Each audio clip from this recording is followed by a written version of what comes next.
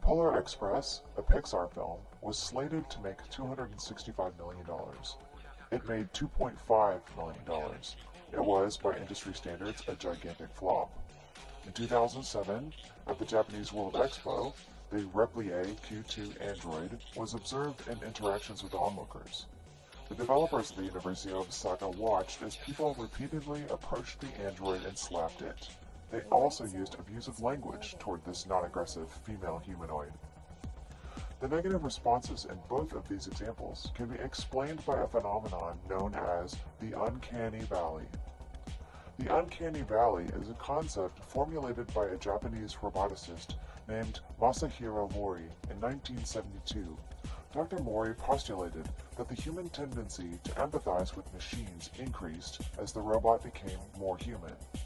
However, at a certain point, when a robot becomes too human, emotional sympathy abruptly ceases, and revulsion takes its place.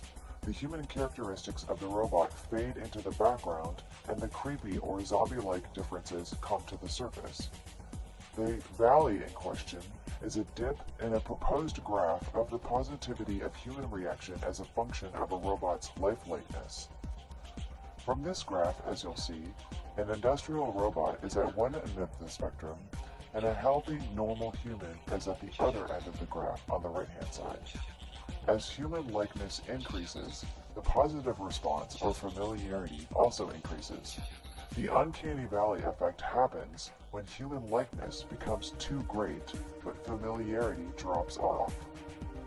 Zombies and corpses appear in this area. Both zombies and corpses are very human-like. However, an element of unfamiliarity surrounds their essence, and thus the effect is one of extreme repulsion. If an entity is sufficiently non-human-like, then the human-like characteristics will tend to stand out and be noticed easily, generating empathy. On the other hand, if the entity is almost human, then the non-human characteristics will be the ones that stand out, leading to a feeling of strangeness. A robot or human stuck in the uncanny valley is not judged by the standards of technological enhancements doing a good job at pretending to be human, but rather the entity is instead being judged by the standards of a human doing a terrible job at acting normal. Michael Jackson can be perceived as residing in the uncanny valley. So can socialite Jocelyn Wildenstein.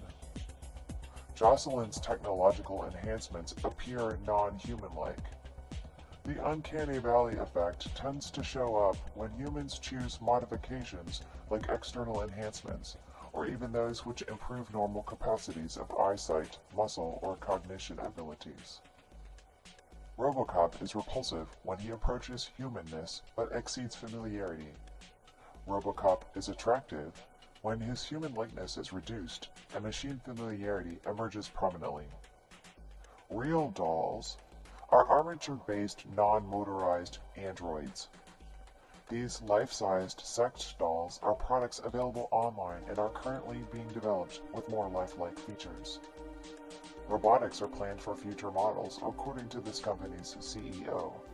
Once robotic and other android technologies gain further distance from human norms, transhuman individuals cease to be judged on human levels and can instead be regarded as separate entities altogether.